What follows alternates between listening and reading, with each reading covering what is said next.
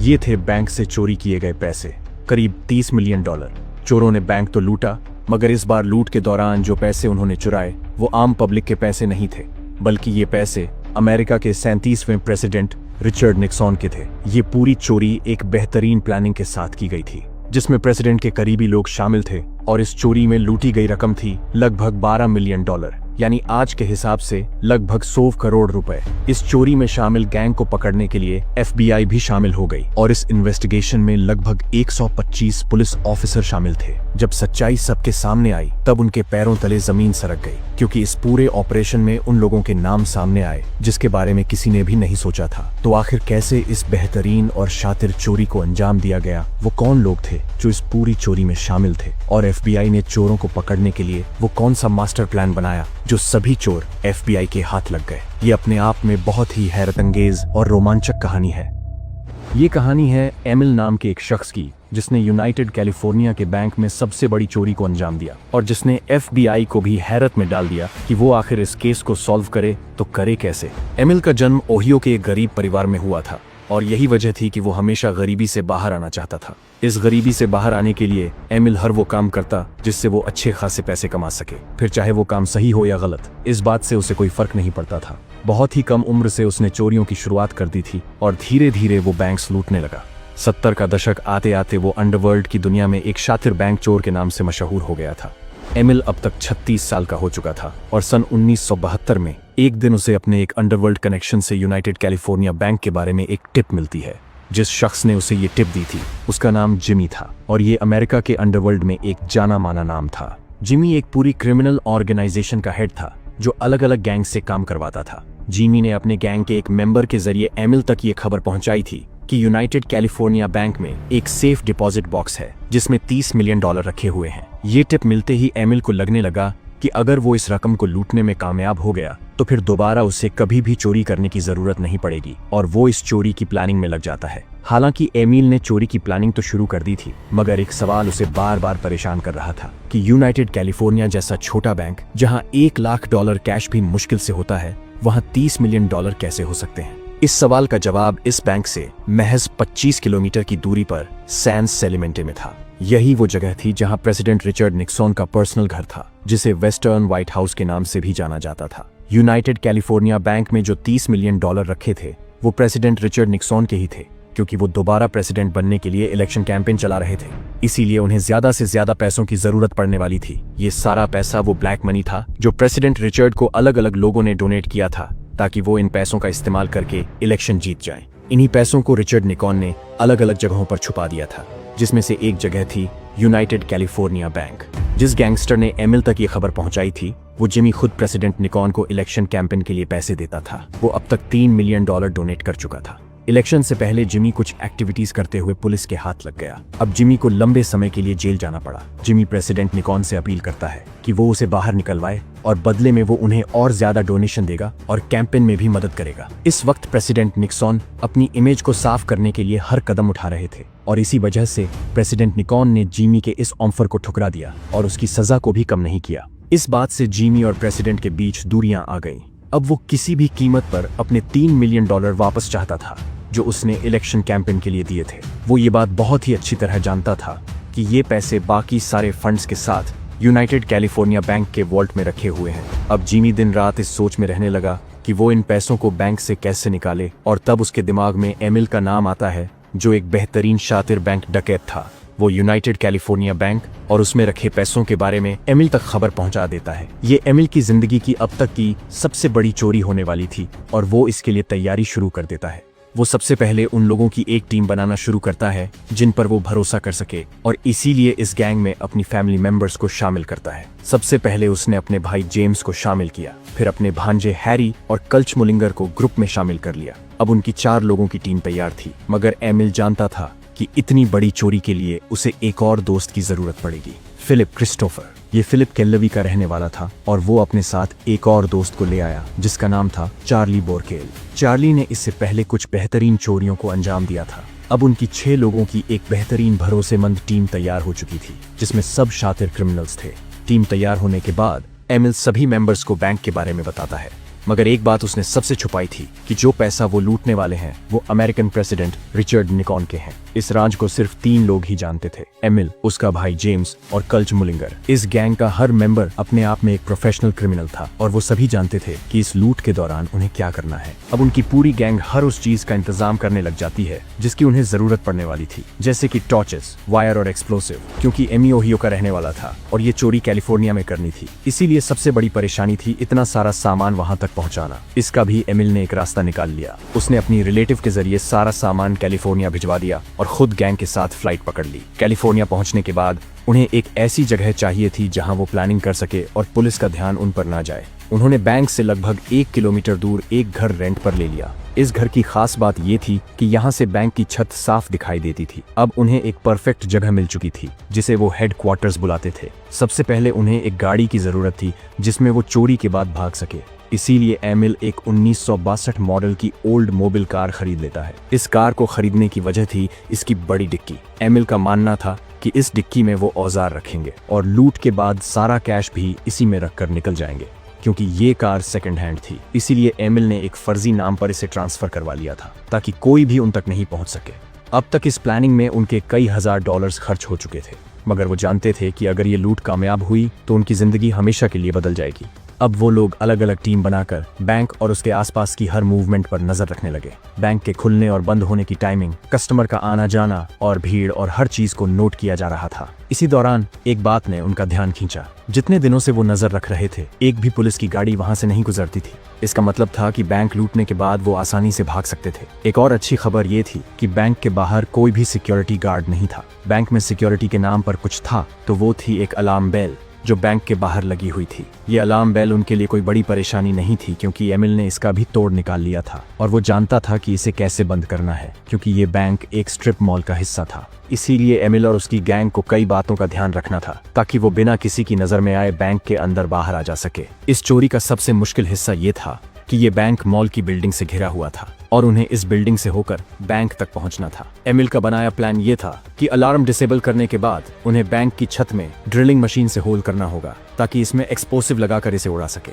Emil अपनी जिंदगी की सबसे बड़ी चोरी करने वाला था और उसका टारगेट सिर्फ एक चीज थी, प्रेसिडेंट रिचर्ड की बेशुमार दौलत जो यूनाइटेड कैलिफोर्निया बैंक में जमा थी। एमिल इस चोरी की प्लानिंग में हर पहलू पर बहुत ही बारीकी से ध्यान दे रहा था। इसीलिए उसने कुछ स्कैनर्स खरीद लिए जो वो बैंक के बाहर लगाने वाले थे ताकि अगर पुलिस वहां आए तो उन्हें पता चल सके। गैंग के 2 लोगों ने कुछ सीढ़ियां एक चर्च के बाहर से चुरा ली थी ताकि उनकी मदद से बैंक की छत पर चढ़ा जा सके। आखिरकार वो दिन भी आ जाता है जिस दिन उन्हें इस चोरी को अंजाम देना था। एमिल सभी 6 मेंबर्स को टीम्स में बांट देता है। प्लान के मुताबिक जेम्स और एमिल सबसे पहले इन सीढ़ियों से बैंक की छत पर पहुंचते हैं और वहीं क्रिस्टोफर सीढ़ी के पास शॉटगन लिए खड़ा रहता है ताकि किसी के अंदर आने पर वो उन्हें चौकन्ना कर सके। उधर गैंग के बाकी 3 मेंबर्स सभी बैग्स को मिट्टी से भरना शुरू कर देते हैं ताकि जब वो वॉल्ट की छत को एक्सप्लोसिव से उड़ाए तो इन बैग से एक्सप्लोसिव की आवाज दबाई जा सके। एमिल और जेम्स अपने सारे औजारों के साथ बैंक की छत पर पहुंच जाते हैं। एमिल सबसे पहले बैंक अलार्म्स को डिसेबल करना शुरू करता है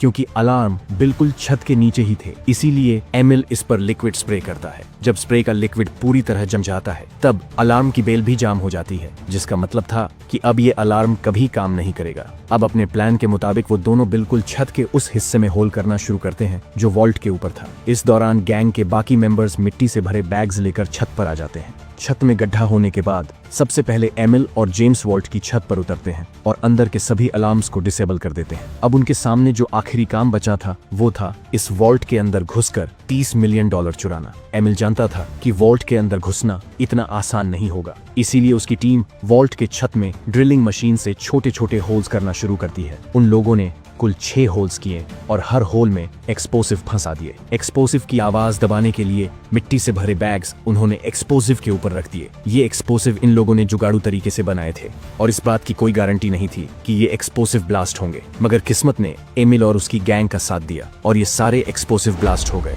और आसपास किसी को भी ब्लास्ट के बारे में पता नहीं चला। ब्लास्ट होने के बाद जब वो लोग बैग्स हटाते हैं तब उनकी आंखों में एक चमक आ जाती है क्योंकि उनके सामने लोहे की रॉड थी जिसकी दूसरी तरफ सेफ डिपॉजिट बॉक्सेस साफ दिखाई दे रहे थे। वो लोग अपने साथ लाई लेजर टॉर्च की आग से इन लोहे की रॉड को काटते हैं और एक एक करके वॉल्ट के अंदर उतर जाते हैं जहां लगभग 500 सेफ डिपॉजिट बॉक्सेस थे। वो सभी अपने साथ नुकीली हथौड़ियां लेकर आए थे। उस हथौड़ी से बॉक्सेस के लॉक्स को तोड़ना शुरू कर देते हैं। एमिल के पास पहले से ही खबर थी कि कौन कौन से सेफ्टी बॉक्सेस में प्रेसिडेंट रिचर्ड के पैसे हैं, इसीलिए वो सिर्फ उन्हीं बॉक्सेस को खोल रहा था ताकि जल्द से जल्द लूट को अंजाम देकर निकल सके। एमिल जैसे ही पहला सेफ्टी डिपॉजिट बॉक्स खोलता है, वो देखता है कि ये बॉक्स पूरी तरह $100 के नोटों से भरा था, मगर इसमें सिर्फ $2 मिलियन ही थे। वो अपनी टीम से कहता है कि बताए हुए नंबर्स के बॉक्सेस को एक एक करके खोलना शुरू करें। जब इन बॉक्सेस से बेशुमार दौलत निकलना शुरू होती है, तब ये देखकर उनकी खुशी का ठिकाना नहीं था। अब धीरे धीरे सूरज निकलने लगता है और अभी भी बहुत सारे बॉक्सेस खुलने बाकी थे, क्योंकि बैंक 2 दिनों के लिए बंद था। इसीलिए एमिल अगली रात वापस लौटने का फैसला करता है। उनमें यह तय होता है कि वो सैटरडे की रात को वापस आएंगे और बचे हुए बॉक्सेस से सारे पैसे निकाल लेंगे। एमिल छत पर हुए गड्ढे को लकड़ी के टुकड़े से छुपा देता है ताकि किसी का भी ध्यान इस पर न जाए, और वो सभी वहां से निकल जाते हैं। सैटरडे की दोपहर दूरबीन की मदद से बैंक की छत को देखते रहे कि किसी को भी पता तो नहीं चला। एमिल को समझ आ गया था कि अगर सारे बॉक्सेस खोलने हैं तो गैंग में और लोग चाहिए होंगे, इसीलिए वो 2 और लोगों को शामिल कर लेता है। अब उनके गैंग में कुल 8 लोग हो चुके थे। सैटरडे की रात वो फिर से वॉल्ट में पहुंचते हैं। सब कुछ सही जा रहा था, मगर तभी कुछ ऐसा हुआ जिसकी उन्होंने उम्मीद नहीं की थी। एमिल का साथी जो बाहर नजर रख रहा था, वो वॉकी टॉकी पर खबर देता है कि उनकी कार के पास एक और कार आकर रुकी है। इस कार में क्लीनिंग स्टाफ था जो मॉल और बैंक के बाहर की सफाई करता था। एमिल की किस्मत अच्छी थी कि स्टाफ को इस चोरी के बारे में भनक तक नहीं लगी जब तक वो सफाई करते रहे। उन लोगों ने वॉल्ट में काम रोक दिया और बिना किसी आवाज के चुपचाप बैठे रहे। अब मंडे सुबह के 4 बज चुके थे और गैंग अब तक 450 डिपॉजिट बॉक्सेस खोल चुकी थी। वो वॉल्ट से निकलने की तैयारी करते हैं। निकलते वक्त एमिल हथौड़ी से वॉल्ट के दरवाजे पर बहुत जोर से मारता है, जिससे वॉल्ट की टाइम क्लॉक खराब हो जाती है और फिर वो दरवाजे को लॉक कर देता है। इसका मतलब था कि अब बैंक एम्प्लॉइज वॉल्ट को नहीं खोल पाएंगे। अगली सुबह बैंक खुलता है, तब बैंक मैनेजर हाउसकीपिंग वाले से छत साफ करने को कहता है। जैसे ही वो बंदा छत पर पहुंचता है, वहां का नजारा देख वो फौरन मैनेजर को बुलाता है। मैनेजर देखता है कि टेरेस और वॉल्ट की छत में एक गड्ढा है और सारे बॉक्सेस खुले पड़े हैं। वो फौरन पुलिस को खबर करता है। पुलिस को एक सवाल परेशान कर रहा था कि यूनाइटेड कैलिफोर्निया बैंक जैसे छोटे बैंक को चोरों ने टारगेट क्यों बनाया। जब पुलिस को एहसास हुआ कि ऐसी चोरी पहले कभी नहीं देखी गई, तब वो ये केस FBI को दे देते हैं। इस केस की जिम्मेदारी स्पेशल एजेंट पॉल कैम्बरलिन और सेंटा एना से स्पेशल एजेंट फ्रांसिस को दे दी गई। उस समय लॉस एंजलिस को दुनिया का बैंक रॉबरी कैपिटल कहा जाता था। यहाँ ज्यादातर चोरियां दिन दहाड़े की जाती थीं, जब एम्प्लॉइज काम कर रहे होते। मगर इस बार जो केस एजेंट पॉल और फ्रांसिस इन्वेस्टिगेट कर रहे थे, वो बाकी रॉबरीज से बिल्कुल अलग थी। इस बार चोरी रात के अंधेरे में हुई थी और वॉल्ट के अंदर का नजारा देखकर FBI ऑफिसर हैरान थे। एजेंट पॉल देखते हैं कि मिट्टी से भरे बैग्स जगह जगह पड़े हुए हैं। इसमें FBI को पूरा 1 दिन लग गया वॉल्ट की हर चीज को बारीकी से छानबीन करने में। जिस बात ने एजेंट को सबसे ज्यादा चौंकाया वो ये था कि चोरों ने 450 बॉक्सेस लूटे और किसी को भी भनक नहीं लगी। यही वजह थी कि एजेंट्स ये पता नहीं लगा पा रहे थे कि आखिर इन बॉक्सेस में से चोरी क्या हुआ है। फॉरेंसिक टीम मौके पर पहुंचकर सारे सबूत इकट्ठा करना शुरू करती है। एजेंट बैंक के बाहर जाकर सबूत की तलाश में लग जाते हैं। इसी दौरान उनकी नजर एक सीढ़ी पर पड़ती है जो बैंक की छत की तरफ जा रही थी, और साथ ही साथ उन्हें वो अलार्म बेल भी दिखाई देता है जिसे लिक्विड से जाम किया गया था। जिस तरह से चोरों ने इस बेल अलार्म को जाम किया था और जिस तरह से चोरी को अंजाम दिया था, एजेंट को इसे समझने में बहुत परेशानी हो रही थी, क्योंकि ऐसी चोरी उन्होंने पहले कभी इन्वेस्टिगेट नहीं की थी।